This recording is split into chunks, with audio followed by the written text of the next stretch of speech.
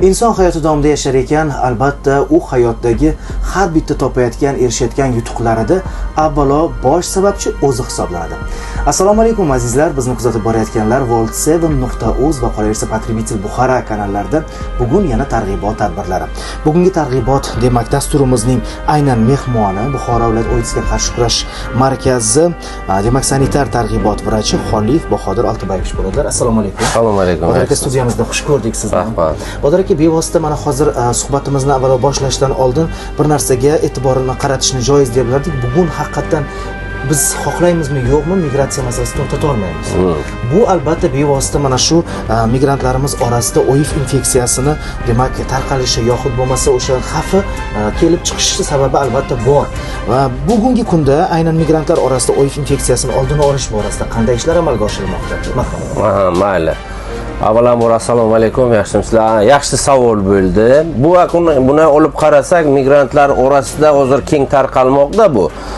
Biza shu targ'ibot ishlarini olib borishdan maqsadimiz shu, masalan, ana Rossiyaga borgandan keyin Rossiyadan borib ishlab, endi aytib bo'lmaydi, u yerda travma bo'lishi mumkin, to'g'rimi? Masalan, stomatologga borishi mumkin, har xil jarohatlar bo'lishi mumkin. Baribir ular boradi, kimga uchrashadi? O'sha tibbiy xodimlarga, vrachlarga uchrashadi. Ya'ni o'sha yerda ham nostrin narsalardan foydalanganda yuqishi mumkin bu infeksiya. Endi nostrin narsalar deymiz, bir marta ishlatib yana qayta ishlatilganda. Например, stomatologga borishi mumkin. Stomatologga borganda ham nostrin narsalardan foydalanganda yuqishi mumkin shu narsalar. Endi yana bilasiz, bu asosiy hozir 87% jinsiy aloqa orqali ko'paymoqda bu. Biza har bir keladigan migrantlarga aytamizki, kelgandan keyin birinchi borana poliklinikaga uchrashgin, borib qoningni topshir, kelgandan keyin darrov masalan oilangga keltirib shu kasallikni yuqtirma deymiz.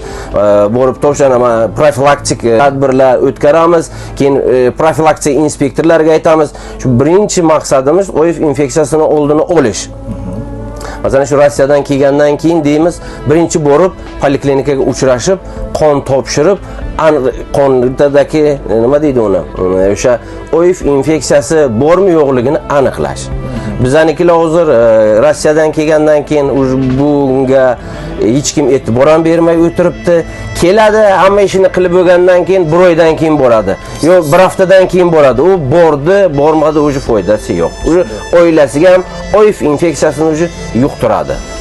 Demak, mana shunday bir holatlarni keling, nafaqat O'zbekistonga kelib, keyin tibbiy ko'rikdan o'tishi, balki migrantlarning u yerda yurish, turish, demak turmush hayotini kechirishi, qanaqadir bir sabr toqatli bo'lish, yoxud bo'lmasa o'z juftiga halolligi, yoxud bo'lmasa o'sha yerda nima deydi, o'sha to'satdan bo'ladigan jinsiy aloqalarda kirish paytidagi tushunchalarni berish borasida ham qanaqadir bizda bir yo'nalishda ishlar qilinyaptimi?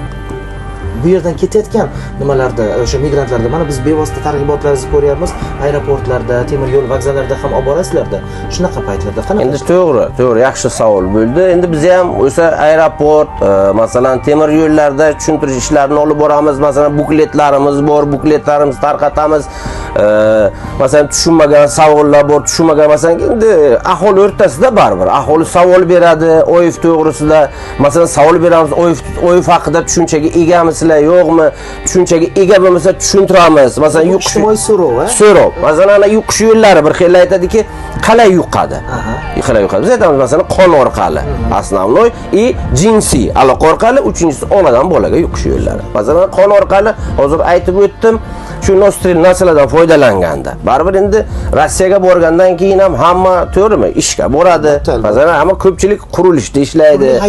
Turli hayot tarzi kechiradi. Masalan, o'sha bir travmalar bo'ladi. O'sha oldin aytib o'tganda. Endi borgandan keyin nostrin narsalardan foydalanganda. Ana aytib o'tirmiz, ana endi o'sha yerga boradi, masalan 6 oylab yuradiganlar bor, masalan 1 yillab yuradiganlar bor, to'g'rimi? O'shalarga ham masalan tushuncha beramizki, borib ko'pchiligi ham endi keling, hammasi bo'lmasa ham o'zi aytib o'tdim, где-то 60% jinsiy aloqa orqali bo'lyapti. Endi ularga ham tushuntiramiz, kimyo vositalardan foydalanish kerak, baribir iloji bo'lsa shu ishni qilmaslik kerak. O'z oilasiga munofiq turib, sog' salomat borib ishini ishlab kelsa, ham oilasiga ham yaxshi, bolalariga ham yaxshi, o'ziga ham yaxshi bo'ladi. Chunki baribir sog'ligi o'zini qo'lida, to'g'rimi? Qancha asrasa shuncha yaxshi bo'ladi shu.